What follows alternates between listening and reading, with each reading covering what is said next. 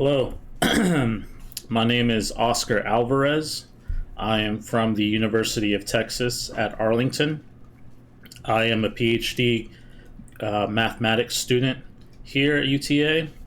I study under Dr. Chao-Kun Liu, which you've probably heard of if you know of Liutex. Dr. Chao-Kun Liu discovered Liutex here at UTA, and we will be calculating 3D Liutex in this video. Now, this is not going to be an in-depth explanation on how Liutex works. This will not be an in-depth coding tutorial. This is more of just a simple explanation on how to calculate Liutex. If you are trying to code Liutex in any application you are trying to use, I will be using Python. It's simple and easy to program in Python, and but you can code in Fortran, Python, C++, C, whichever language you choose. The method would still be the same. So on the right, I have a list of steps that we will be following to calculate Liutex in 3 dimensions. So this is assuming you have a 3D vector field of your fluid. Liutex is a vortex identification method. So if your fluid field contains any vortexes or any turbulence, Liutex is there to help you find it.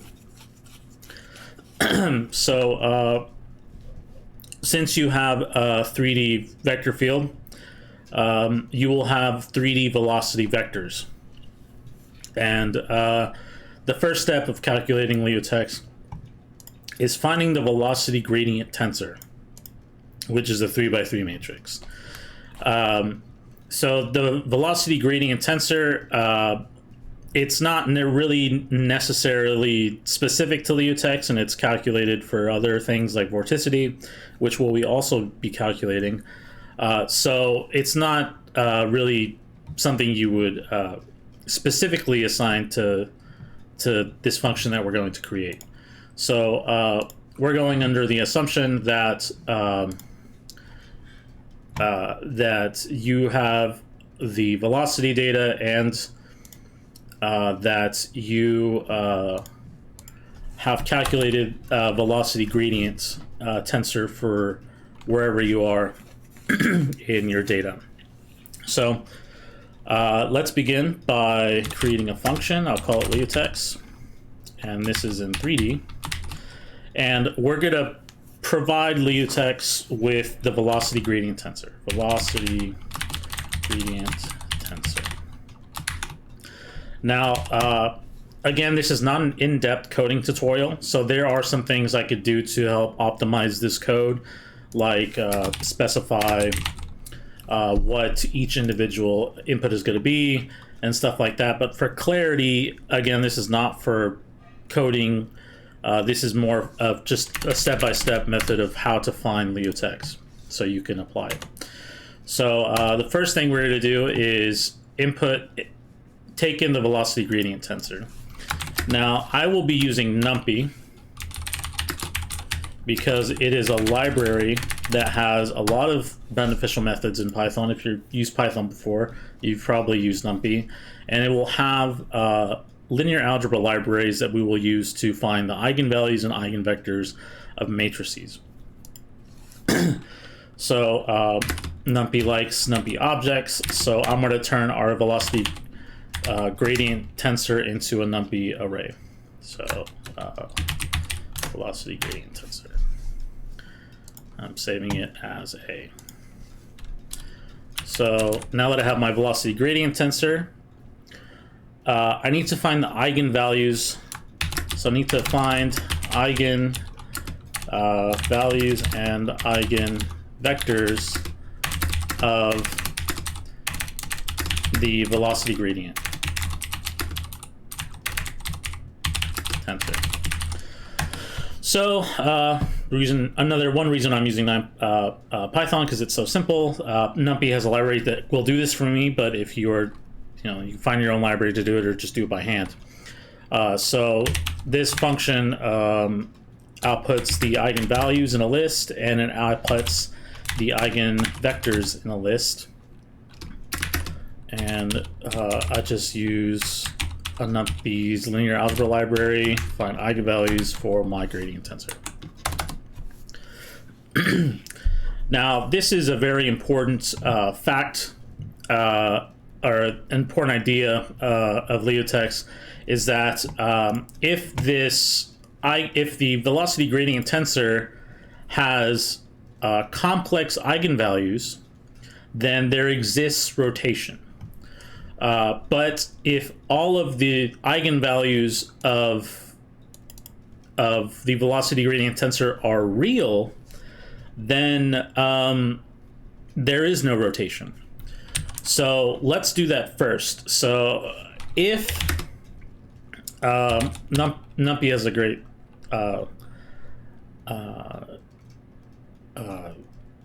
method for this, is real object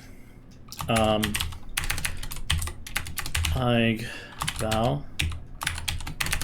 So what's happening here is that this this will spit out a list of eigenvalues and a list of eigenvectors. Now, if the eigenvalues of this this matrix here are real, then all of the eigenvalues here are real, and this will be a real object, as in a real float value object.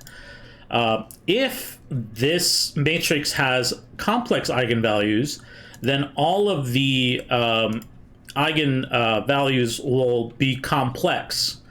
Now, it will be output like a complex value will have a real part. So this is like let's say 4, and then it will have an imaginary part. So let's say 5, say 2. So this is equivalent to saying 4 plus 2i, right? In this case, Python likes j for imaginary, but so this is the complex value, and then it's also stored as kind of a tuple as a 4, 2. So this is how Python holds these complex values. So we're testing to see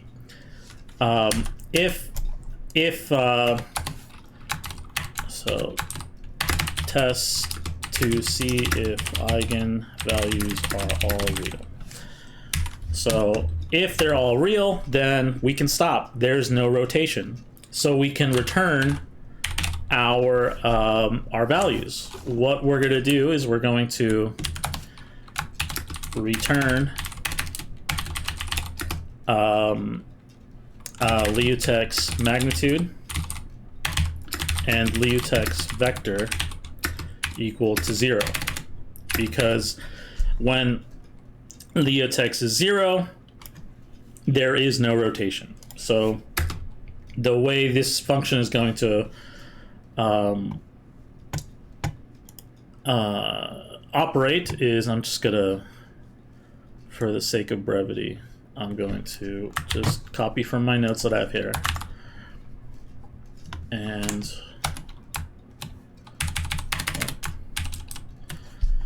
so this function will calculate 3D Liutex magnitude and Liutex direction vector using the velocity gradient tensor, which is a matrix. It will return big R, which is the Liutex magnitude, and it will return little r, which is the Liutex vector. So when this function is going to return something, I'm going to return big R, which is 0, and I'm also going to return the vector, which I can make in a NumPy array of 0, 0, 0. So again, I know there's probably some things I could do to optimize this, but this is just for explanation of how to find Liutex. The next step is that we have to find, So if these eigenvalues are real, we're done. It will return and this will end. So we're done. We calculated Liutex. But if there are complex values, right? If there are complex values, then the function will continue past this.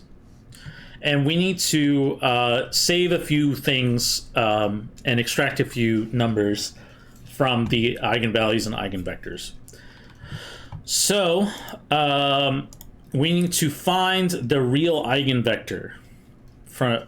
So we have a list of eigenvalues and eigenvectors. So I'm going to see which one of these is the real one.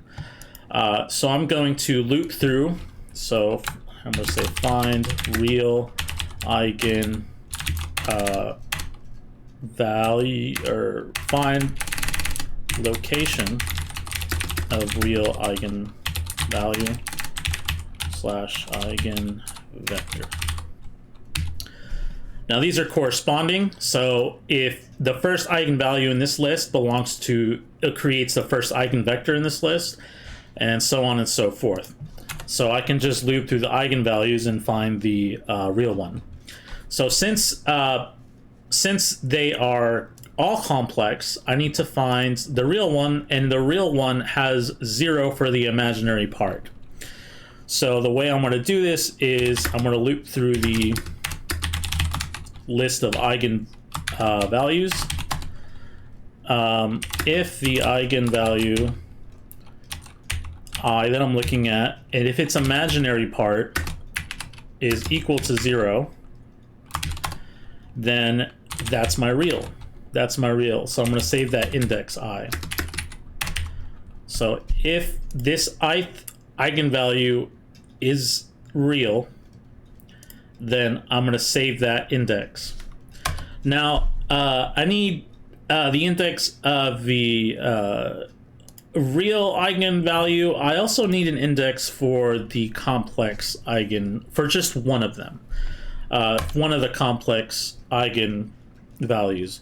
And what I'm going to do, so complex index, what I'm going to do is I'm going to start from this index and I'm going to move over 1.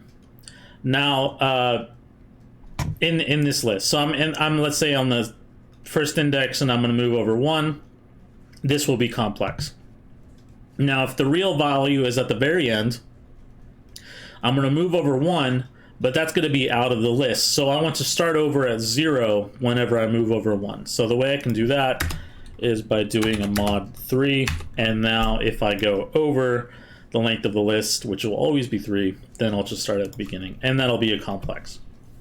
So now I have the index of the real eigenvalue and eigenvector, and the index of a complex eigenvalue and complex eigenvector in the list. Again, this is very specific to the way that I'm writing this program in Python, but this still is a step. You need to identify the real eigenvalue and eigenvector and a complex eigenvalue and eigenvector. Now,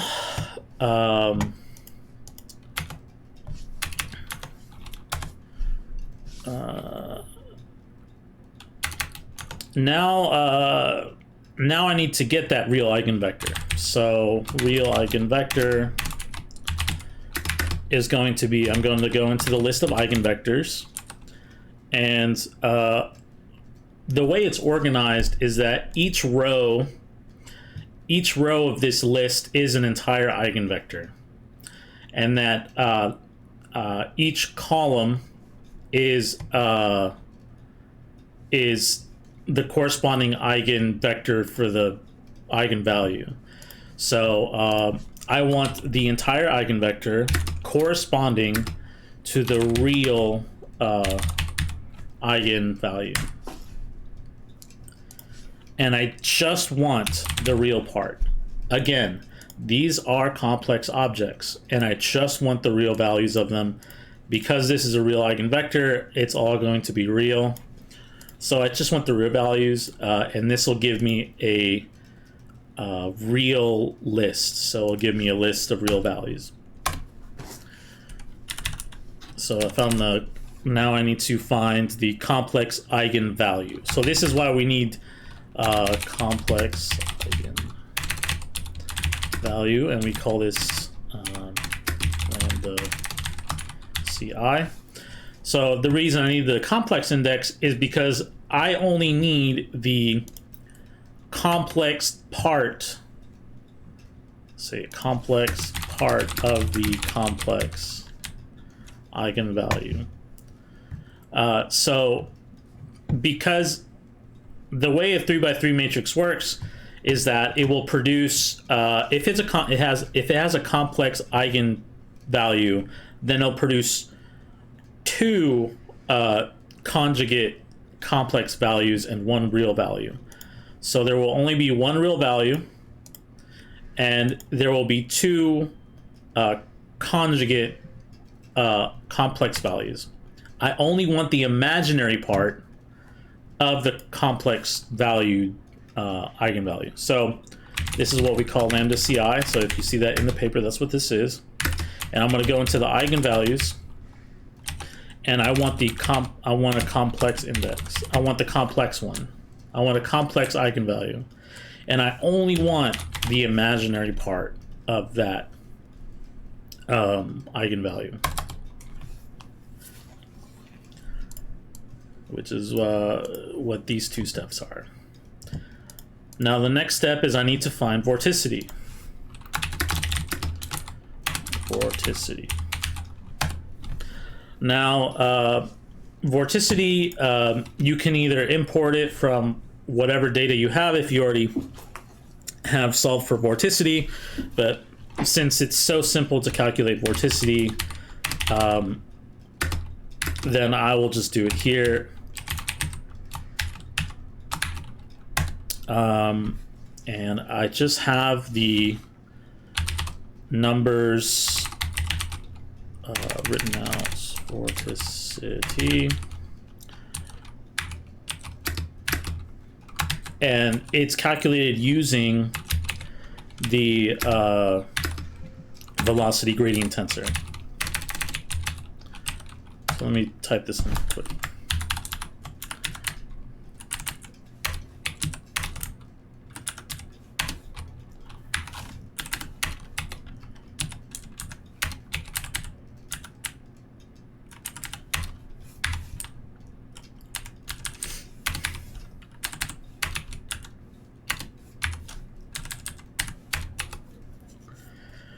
Double check.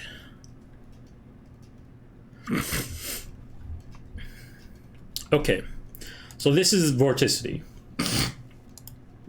I just initialized an empty numpy array and then put the values for it because vorticity is a vector. Now, we use vorticity to calculate Liutex magnitude, and we also use it to apply a condition. And so this is going to be the direction condition.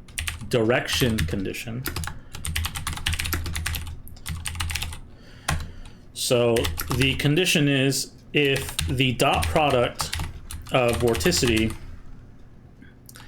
and the real eigenvector, if that is greater than 0, then our Liutex vector will just be the real eigenvalue, or the real eigenvector.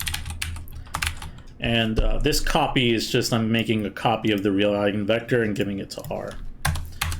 Otherwise, so if this dot product is negative, then I will add a negative to the real eigenvector.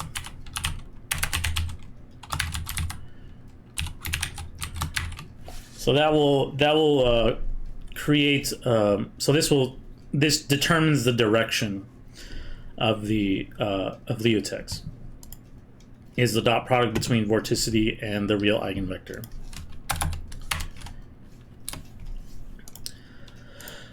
So that was step 9. Step 10. We'll use the explicit formula to find the Liutex magnitude, and I have the formula written out here. W dot R, W is omega, and R is the R that we just calculated. So I think for the sake of room, I just kind of left it as W, because vorticity is often referenced as omega, which looks kind of like a W. So yeah, so now we'll find the Liutex magnitude. And to shorten this, I'll just in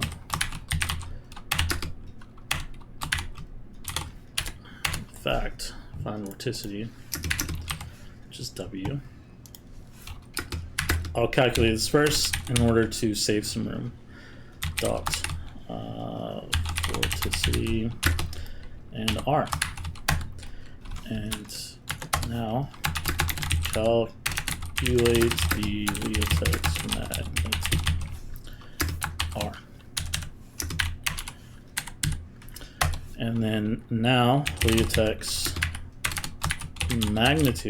magnitude is equal to the dot product minus the square root of W dot R squared minus 4 times lambda Ci squared. Lambda Ci being the complex part of the imaginary eigenvalue. And that's Liutex magnitude. Now we finalize the calculation for Liutex vector. And that's just going to be R is equal to the Liutex magnitude times R. And we're done. All we have to do is return the Liutex magnitude and R. So return Liutex magnitude. Let me see if I can.